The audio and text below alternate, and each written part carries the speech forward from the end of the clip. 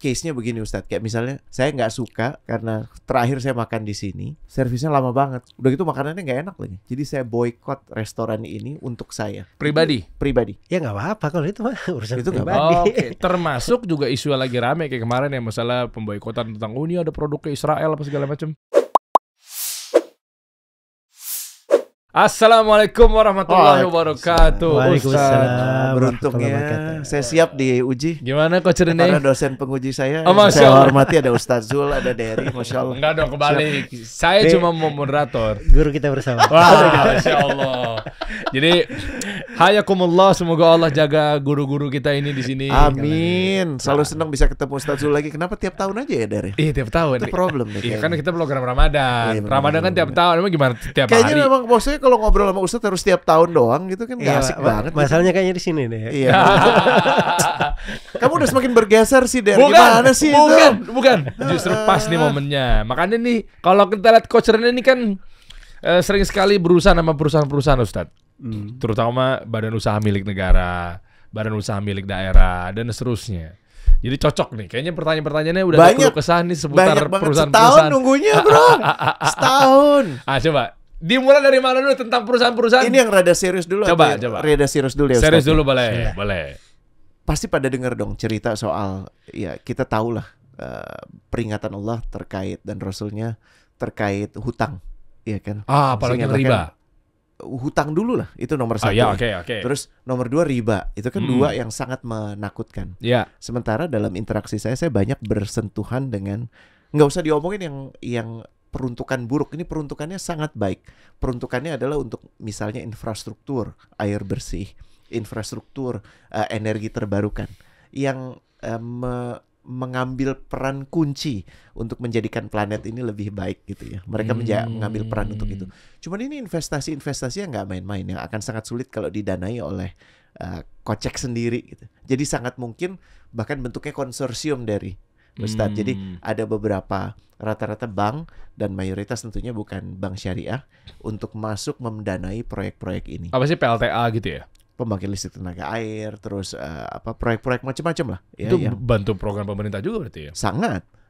Dan pembangkit listrik tenaga surya gitu ya, kalau lo lihat yang Pak Jokowi kemarin announce yang paling besar di Asia Tenggara itu kan yang di Waduk, ya kan? Itu semua pendanaannya kan pendanaan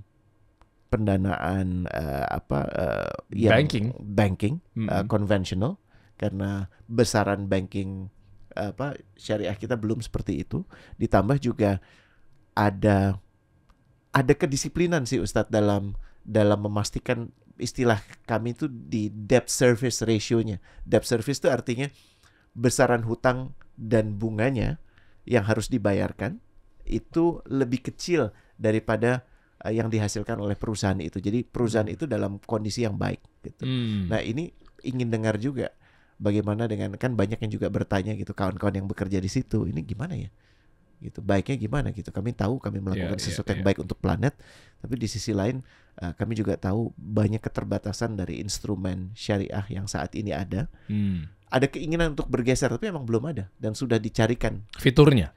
Dicarikan peluangnya atau dicarikan bisa nggak ya ada pendanaan dari syariah, sangat sulit masih. Sekarang rata-rata konvensional, Coach.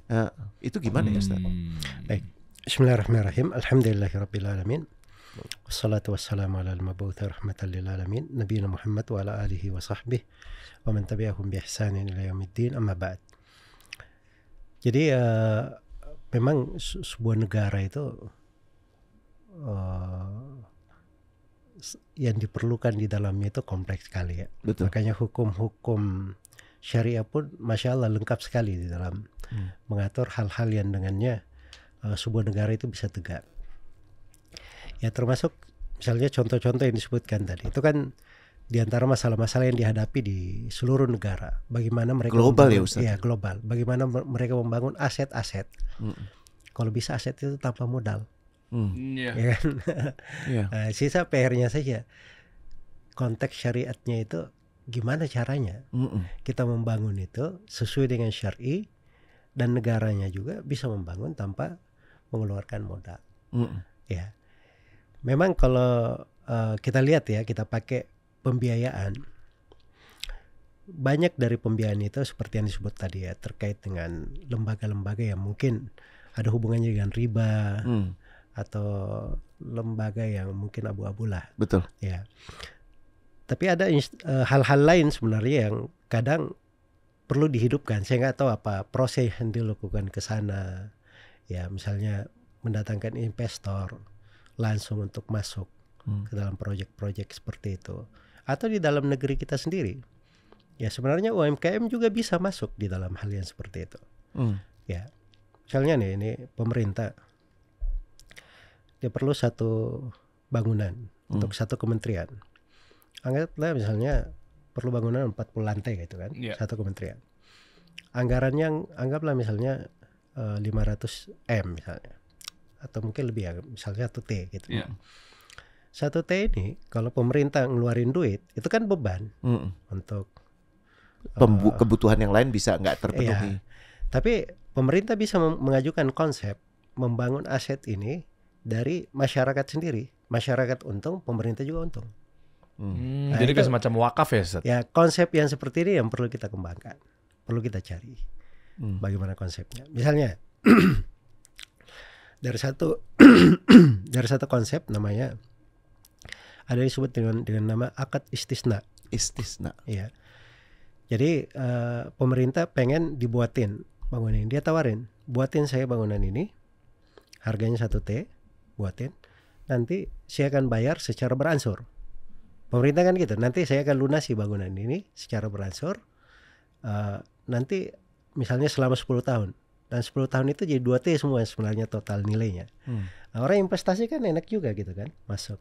Akhirnya kalau dibuka seperti itu kan orang sisa masuk saja, siapa yang mau masuk saham untuk masuk membangun, nanti pemerintah akadnya mereka akan bayar nanti selama 2 tahun. Afwan Ustadz, kalau dibandingkan dengan yang dikeluarkan sekarang kayak surat hutang negara itu berbeda atau sukuk gitu? Mirip, cuman akadnya yang kalau ini kan tidak spesifik ya penggunaannya. Ya. Ini kan kita suruh dia membuat, pemerintah nggak menanggung apa-apa gitu. Nanti jadi baru pemerintah terjadi transaksi jual beli. Kalau itu tadi kan surat sukuk itu kayak ngutangin gitu, utangin pemerintah 100 juta, saya balikin 120 juta, itu kan riba. Kalau bahkan gitu, juga untuk sukuk yang katanya model yang seperti itu kan riba. Jadi saya nggak tahu ya semua bentuk sukuk apapun akadnya itu harus dilihat pada jenis akadnya itu. Tapi yang saya sebut tadi dengan gambaran seperti itu, bayar misalnya 100 juta, nanti dibalikin 120 juta, itu kan masuknya riba. Tapi kalau membangun enggak, ini membangun, pemerintah perlu bangunan. Memang nilainya 1 T, tapi pemerintah mau beli dari kita 2 T. Cuman bayarnya selama 10 tahun. Nah kan untung juga kan. Iya, ini beda. Modelnya investment. Ya. Iya. Investment jadi bukan utang. Dan dari yang saya paham banyak juga di proyek-proyek ini yang masuk investor. Namun investornya juga berhutang. Juga ya. Jadi memang kayaknya memang apa ya? Ini jadi problem global ya Ustadz ya. Karena kalau bisa nggak keluar uang, sebisa mungkin pakai uang orang lain gitu. Iya kan katanya kan itu ada lembaga 5 lembaga keuangan dunia gitu kan, apa istilahnya gitu. Semua perputaran duit kembali kepada lembaga-lembaga tersebut. Dan lembaga-lembaga tersebut ini yang tukang boikot ini katanya itu di belakangnya Yahudi semua. Jadi sebenarnya yang memboikot ini jangan boikot produk-produk aja, jangan nyimpan uang di bank juga, sebab semuanya di belakangnya ada Yahudi juga gitu. Belakangnya juga sebenarnya ada Yahudi juga. Ya, jadi maksudnya begini, bahwa kita nggak lihat ya itu dari mana, kita kan muamalah. Nabi SAW interaksi dengan orang Yahudi. Di dalam Al-Quran jelas-jelas disebut Yahudi makan riba gitu.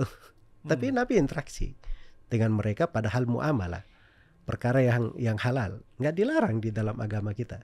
Apalagi, jadi katakanlah karyawannya, orang yang suppliernya itu sebenarnya nggak masalah ya Ustaz? Itu nggak ada hubungannya, nggak terpisah sama sekali. Terpisah sama sekali. Bagaimana dengan orang-orang yang memang kayak pengambil keputusannya, direksinya, komisarisnya?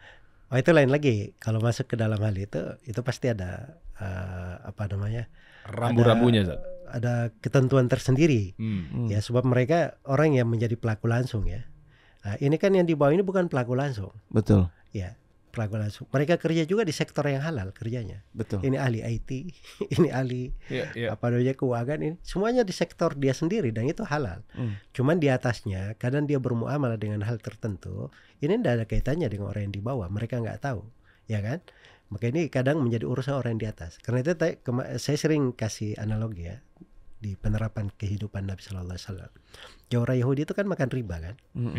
Nabi diberi hadiah oleh orang Yahudi. Nabi makan. Kan ditanya ini harusnya kan dari riba gitu. Kan dari riba, ya kan? Padahal disebut karena masa hartanya orang Yahudi itu semuanya riba. Kan enggak kan? Mereka betul makan riba, tapi tidak semua hartanya itu riba. Ini kan bercampur harta itu.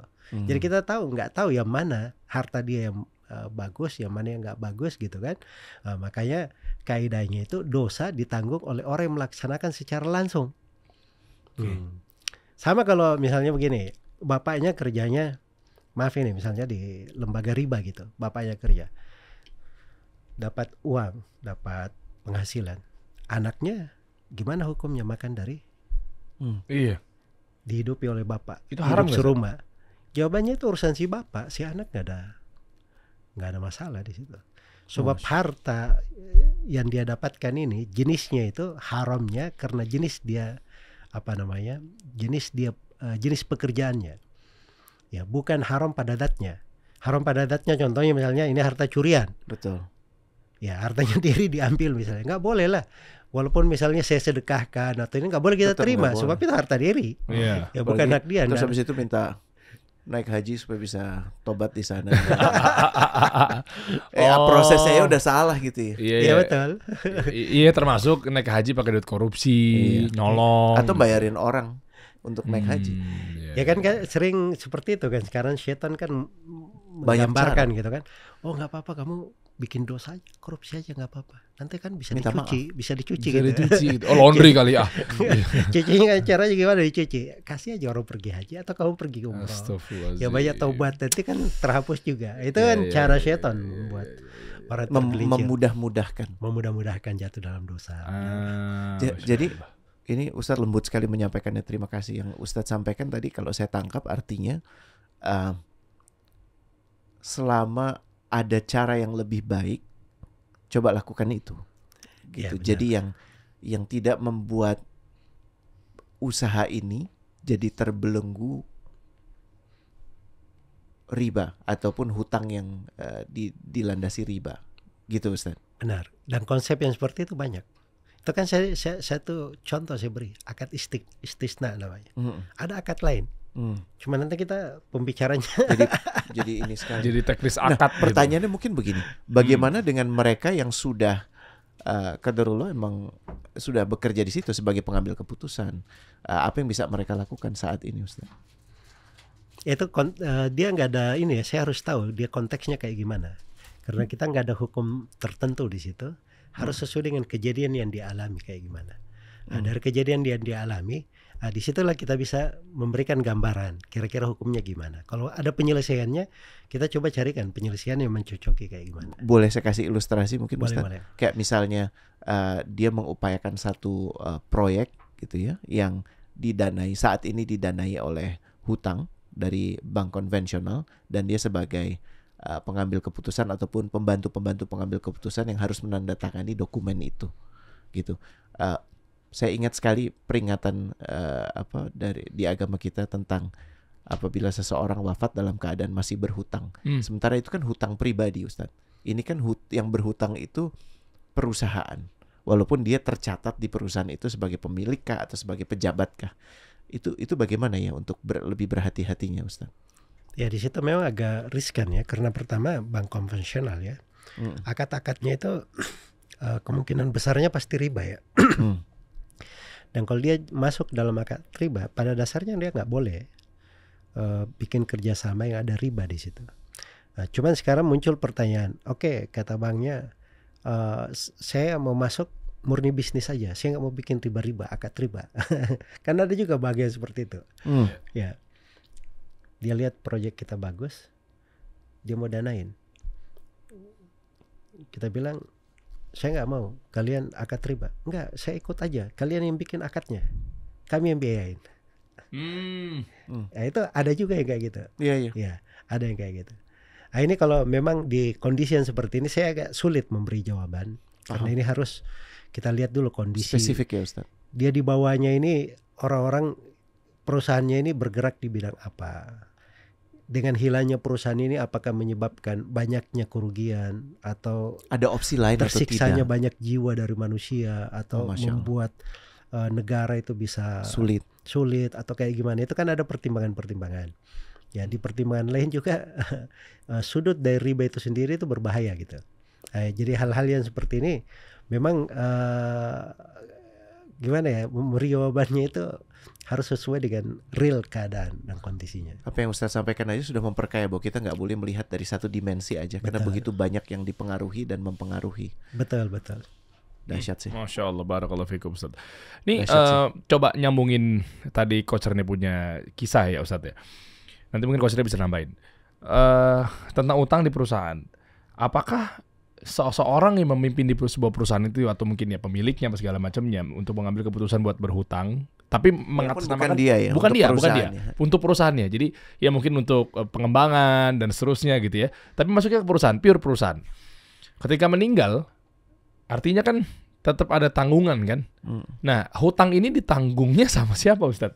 Apakah memang ternyata gara-gara dia pemilik perusahaan atau mungkin minimal direkturnya atau apalah? Kalau dia juga perusahaan terbuka udah pasti perusahaan, karena berhentinya di perusahaan. Kalau perusahaan terbuka udah pasti, karena kan dia itu jabatan itu akan digantikan. Oke. Jadi keberlangsungan yang repot kalau privat nih, maaf ya Ustadz menjelaskan secara kaidah. Okay. Kalau terbuka nggak mungkin rakyat Indonesia jadi nanggung utangnya. Ya kalau terbuka gitu kan? Kenapa? Nggak, misalnya terbuka. Sorry. IPO yang dimaksud? IPO tuh artinya begini, perusahaan itu berarti kan karena kan rakyat Indonesia kan pasti ada punya saham apa segala macam, pemegang sahamnya. Pemegang saham bukan dia rakyat mungkin. Dia nggak kehitung maksudnya itu? Ya. Ya ini analoginya misalkan dia kan rakyat juga gitu, banyak gitu maksudnya. Nah, oke. Tapi kalau untuk private baru. Kalau untuk private akan sangat sulit karena the buck stop with me gitu kan. Kecuali memang ada peruntukan yang jelas. Atau jangan-jangan meskipun dia IPO tapi dia pemimpinnya, dia yang decide, dia memutuskan, dia yang pengen, dia yang mengajukan. Itu maksudnya karena kita tanyakan dari hukum syar'inya seperti apa itu gitu. Juga mungkin terjadi. Ya makanya itu akan dilihat kepada asal transaksi yang dilakukan itu boleh secara syar'i atau tidak. Itu dulu. Kalau dia sudah boleh secara syar'i, dia nggak ada tanggungan apa-apa walaupun itu di perusahaan yang menanggung. Oke. Yang problem tadi Ustadz bilang kan kita belum tahu konteksnya, apakah seberapa dibutuhkannya transaksi tersebut, dan apabila transaksi itu nggak ada, konsekuensi buruk lain yang mungkin muncul. Betul. Itu yang Ustadz sampaikan. Jadi kalau ngutang kan boleh aja ngutang. Saya punya perusahaan, saya punya saya melihat saya membawa 1.000 pegawai lah. Saya pinjam ke lain misalnya berapa gitu untuk berdirinya perusahaan saya. Jadi saya bergerak di sini boleh kan ngutang sama orang untuk kemaslahatan, untuk hal yang kita bisa bayar, itu boleh-boleh aja, nggak ada masalah. Cuman masalahnya kalau kita masuk ke lembaga yang ada ribanya, itu yang menjadi masalah kan. Tapi maksudnya lain. Iya betul Ustaz. Tapi maksudnya ketika dia memutuskan, dia yang mengajukan, dia yang mengidekan dan lain sebagainya, apakah si direktur utama atau si foundernya atau pemilik perusahaan ini juga menanggung dosanya meskipun itu adalah ke perusahaan gitu? Jadi yang beliau bilang berat itu. Iya, jadi kalau dia pada hukum asalnya sudah syar'i, maka dia nggak ada masalah. Tapi kalau di hukum asalnya dia minjam ada masalah, dia pasti menanggung masalah juga. Menanggung. Karena dia menjadi sebab gitu. Nah itu meskipun dia direksi atau pemimpin di sebuah perusahaan kan, karena dia memutuskan kan, oke kita pinjam aja uang dari bank konvensional buat maju di perusahaan. Ya ada opsi lain, dia milih opsi itu, dia berarti masalah di dia kan. Iya di dia pribadinya ya, kena juga. Karena meskipun memang nggak dimakan uangnya sama pribadi, maksudnya ini kan buat perusahaan. Di sudut pandang yang lain, kalau ini kan orang-orang yang memang punya keyakinan menggunakan uang untuk kemaslahatan. Itu saya percaya banget. Tapi memang nature dari hutang berhutang ini sekarang mengerikan banget sih. Mulai dari kita tahulah bagaimana perusahaan-perusahaan atau pemilik klub di Amerika Serikat kemudian merambah ke Inggris dan ke yang lain. Itu pakai dana hutang sepenuhnya loh, Der. Jadi misalnya kayak bagaimana satu pengusaha dia punya klub di Amerika, karena kalau di Amerika wajar Ya. Terus dibawa ke Inggris dan dia bilang, saya mau beli klubmu. Tapi dia udah punya bankir yang mengatakan kalau kau mau beli klub itu, kau punya rencana bisnis, ku bayarkan. Jadi nggak ada uang yang keluar dari dia. Gitu. Dan ini udah jadi praktek kelaziman, kayak Soros kan gitu ya, yang menghancurkan mata uang kita. Itu kan bukan uang dia, Der. Tapi dia udah punya pinjaman, ya, pagu pinjaman yang dia manfaatkan untuk menghancurkan tatanan mata uang. Itu yang tadi Ustadz bilang ini perkara global ternyata. Ya, ini fikih konspirasi. Iya. Ngeri banget ya. Itu banyak itu jatuh. Itu pembahasan kadang jadi sebab kehancuran sebuah negara, cara menyerang negara. Orang sekarang kan menyerang nggak mesti kirim tentara, banyak cara menyerang. Nggak mungkin, salah satunya dengan menghancurkan sebuah ekonomi negara juga lewat pemboikotan kan? Itu juga tuh. Itu juga tuh. Salah satunya tuh. Itu gimana Ustaz? Ya itulah makanya selalu kita bilang bahwa pemboikotan itu haknya pemerintah. Jadi haknya pemerintah. Jadi hadits itu kan dilarang untuk melakukan tas'ir. Tas'ir itu artinya kita ngatur harga secara global. Harga harus gini aja. Nggak boleh ada yang di luar harga ini. Itu nggak ada yang boleh lakukan dengan kayak gituan kecuali pemerintah. Sebab dia yang melihat kemaslahatan rakyat. Sama kalau pemerintah mengatakan bahwa ada produk tertentu itu jangan masuk sebab ini produk bisa membahayakan negara. Itu hak mereka. Tapi kalau ada produk tertentu misalnya, ya kita bertindak di luar wewenang kita, memboikot produk tersebut, dan itu bisa membahayakan ekonomi dalam negara, itu artinya kita masuk di ranah yang bukan wewenang kita, bukan wilayah kita. Itu wilayah pemerintah gitu. Pemerintah yang punya kebijaksanaan. Saya buat sedikit case-nya begini Ustadz, kayak misalnya mungkin nggak ada urusannya dengan agama gitu ya, atau dengan pertarungan di kancah global. Lebih ke saya nggak suka karena terakhir saya makan di sini servisnya lama banget gitu. Udah gitu makanannya nggak enak lagi. Jadi saya boykot restoran ini untuk saya pribadi. Itu masalah nggak Ustaz? Ya nggak apa-apa kalau itu mah urusan itu pribadi. Termasuk juga isu yang lagi rame kayak kemarin ya, masalah pemboikotan tentang ini ada produk ke Israel apa segala macam. Iya, jadi yang problem kan mewajibkan orang lain gitu. Iya betul. Jadi produk-produk yang disebut itu mungkin banyak darinya saya nggak pernah beli dan saya nggak mau beli secara pribadi. Iya. Tapi saya kalau ditanya itu pada dasarnya halal, pemerintah nggak memboikot. Apa alasan kita melarang orang gitu? Saya nggak berani. Ya nanti saya ditanya depan Allah, apa alasan kamu melarang? Karena dia mendukung pemerintah apartheid Israel. Ya, kalau gitu jangan ada yang simpan duit di bank, jangan ada semuanya kan konsisten lah gitu ya. Di belakangnya bank kan orang-orang Yahudi juga. Iya, yang Ustadz bilang konsisten. Ya pasti dia bilang kami simpan situ kan karena memang kita nggak bisa terlepas, ya kan? Kita selalu ada keperluan. Sama juga sebagian keperluan itu, ada sebagian orang kayak gitu juga hidupnya. Iya. Jadi memang jangan ngejudge. Iya betul. Jadi kalau kita cari pribadi, oke, nggak ada masalah gitu. Tapi kalau sebuah lembaga dia ingin bertindak sebagai pemerintah, nggak boleh jual ini, nggak boleh jual itu. Dia apa wewenangnya gitu? Walaupun lembaga agama nggak boleh. Itu wewenang pemerintah. Walaupun lembaga agama. Ya nggak boleh. Yang boleh itu adalah lembaga pemerintah atau yang di bagian dari pemerintah. Kan di Indonesia ini kan ada lembaga, bukan pemerintah kan, dihormati oleh pemerintah. Itu lain, itu bukan pemerintah namanya. Tapi kalau dia pemerintah ini yang harus diikuti. Ya karena mengambil kebijaksanaan itu kan bukan cuma dari sudut agamanya aja. Iya. Ada dari sudut perekonomian, ada dari dan sudut bisa jadi nggak diketahui, belum diketahui. Iya betul. Dan yang menimbang-nimbang yang seperti itu bukan cerita semua orang. Oh, meskipun lembaga agama yang dia sudah mendeklarasikan tentang fatwa pemboikotan. Ya, kita lihat wewenangnya apa di situ. Apakah dia pemerintah? Kalau dia pemerintah, oke. Jadi itu bentuknya anjuran ya Ustadz? Iya. Di sebagian banyak negara di Timur Tengah, lembaga fatwanya itu bagian dari pemerintah. Tapi di Timur Tengah kan di negara-negara membuat lembaga-lembaga agama sendiri. Itu kan bukan pemerintah, walaupun dihormati oleh umat Islam. Tapi ya organisasi swasta aja udah gitu. Cakep sih. Jadi karena memang kan kemarin isu juga seperti itu gitu ya. Mungkin coachernya terakhir ada yang mau ditanyakan masih terkait pemboikotan. Saya ingin bertanya untuk dirimu sih sebenarnya. Kenapa? Itu ada hal-hal menarik kayak minuman-minuman itu. Diri mau nanya. Minuman mana? Yang kayaknya mengingatkan mau minum rasa-rasa itu. Enggak, nih jujur nih saya Ustadz. Ya. Ada pesawat maskapai Timur Tengah menawarkan anggur, wine, tapi yang tidak ada alkoholnya. Tapi dia wine, 0% alkohol. Enggak ada alkohol. 1%, 2% apa 0? Enggak ada nih. No, zero alkohol. Oke. Bilangnya anggur. Wine, sebutannya wine. Oke. Gitu. Ditawarin ke penumpang. Iya. Dan disampaikan bahwa ini karena maskapai ini menghormati dan majority kan memang itu dari negara-negara Islam. Jadi mereka punya koleksi itu, bahkan mereka nggak punya yang beralkohol. Oke. Sekalian deh tambahin, berarti ntar Ustadz tinggal jawab keseluruhan sebagai penutup ya, plus nasihat juga saat sebagai closing statement lah, let's say.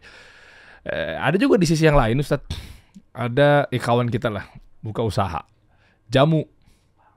Nah jamunya ini halal, cuma memang konsepnya tuh kreasi dan kreatif sekali gitu. Jadi misalnya bikin yang tipe A, beras kencurnya misalnya, tapi ternyata rasa kayak bernostalgia dengan minuman keras yang merek A. Nanti misalnya Broto Wali, tapi diginiin, nanti seperti kayak minuman keras yang rasanya kayak obat batuk. Apa yang namanya, Dar? Udah, itulah masa itu. Pokoknya istilahnya kita jadi bernostalgia. Padahal tuh sebagai gimmick, konsep kreatif, marketing dan seterusnya lah. Nah itu boleh nggak kita minum-minum tapi ternyata rasanya menyerupai tentang minum-minuman keras bermerek gitu. Nah tapi kita tidak memagum, bukan, ini padahal jamu. Menyerupai berarti karena kau pernah nyoba sebelumnya gitu kan? Kata orang kan. Kalau kayak Ustadz kan nggak mungkin bisa tahu gimana bisa diserupai referensinya. Ngomong gitu. Teman-teman saya begitu. Iya. Atau mungkin kata kawan saya yang dulunya pernah punya perusahaan yang bergerak di bidang itu. Gimana Ustadz dalam sudut pandang Islam? Ya baik, saya mau nanya dulu itu, wine itu identik ke buahnya atau identik ke minuman kerasnya? Wine itu minuman, tapi yang memang didapatkan dari anggur. Cuman bedanya di fermentasi. Iya. Nah, proses fermentasi itu yang menjadikan mempunyai kandungan alkohol. Berapa tahun fermentasinya? Tergantung. Ada yang bulanan, tapi ada yang tahunan gitu. Cuman yang ini makin tahun makin enak tuh katanya tuh. Itu juga salah tuh. Kalau buahnya sendiri itu apa bahasa Inggrisnya? Buahnya grapes. Grapes. Jadi dia, kalau begitu saya bisa pahami bahwa wine ini istilah lebih identik kepada minuman keras gitu. Yes. Iyalah. Iya. Anggur yang difermentasi. Kalau dari sudut dia sepanjang anggur dan halal, kalau dibilang halal berarti dari fermentasinya itu tidak merubah anggurnya secara alami. Kayak jus benernya mungkin. Kayak jus gitu. Cuman kayak ada bikarbonat. Jus anggur. Iya. Jus grape tadi tuh. Cuman dia kasih namanya wine gitu kayaknya. Dia wine halal. Wine. Jadi yang salah itu cuma penamaan. Oh, yang salahnya itu penamaannya aja Ustaz. Karena dia penamaan sama dengan itu tadi. Dia bikin jamu orang semua tahu kan jamu. Tapi hasilnya dia kasih rasa ini mirip A misalnya, minuman keras ya. Ini mirip. Saya jadi nggak tahu apa itu yang namanya, misalnya si A itu. Saya nggak pernah tahu kan. Iya. Tapi karena saya sudah tahu jamu ini, oh rupanya kayak gini dia rasanya. Itu kan secara tidak langsung ngajarin keburukan untuk saya. Itunya nggak boleh. Itu nggak boleh kalau kayak gitu. Jadi ada di dalam kaidah syariat kita, sesuatu yang keji itu nggak boleh disebarkan, nggak boleh kita perluas. Sebab itu masuk di dalam tolong menolong untuk berbuat dosa dan keburukan. Ya. Dan dicakup di dalam kandungan ayat innal ladzina yuhibbuna an tashi'al fahishatu fil ladzina amanu lahum adzabun alim. Sungguhnya orang-orang yang senang kekejian itu tersebar di tengah orang yang beriman, untuknya siksaan yang pedih. Memang kekejian di situ zina sebenarnya.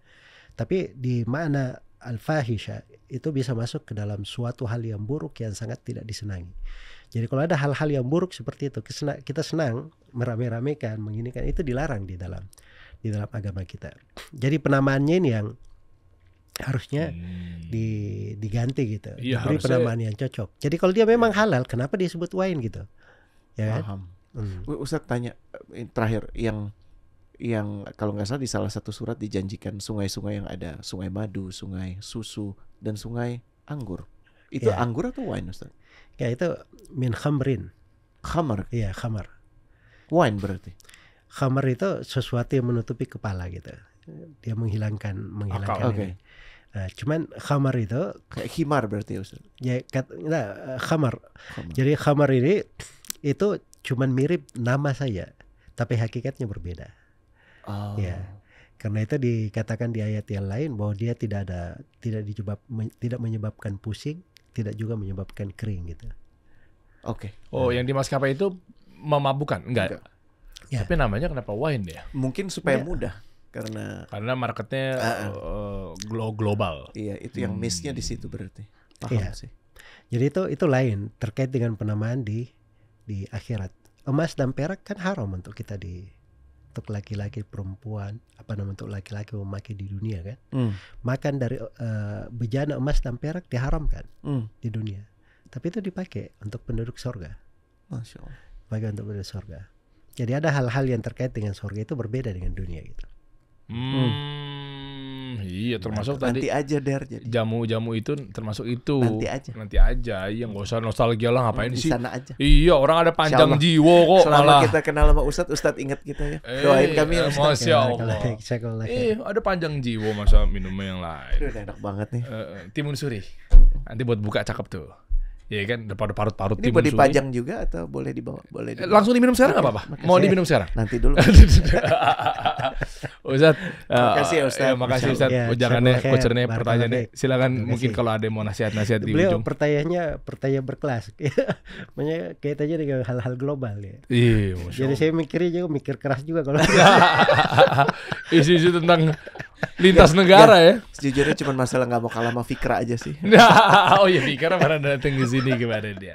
Ada yang mau dinasihatkan Ustadz lagi sebagai penutup? Ya baik, barakallah Fik. Ini Ramadan nih, salah satu hikmah pokok dibuat Ramadan itu. Ya. Ramadan itu tempat kita mencari solusi-solusi. Jadi subhanallah orang kan lapar kan, orang dahaga, sholat malam panjang ini.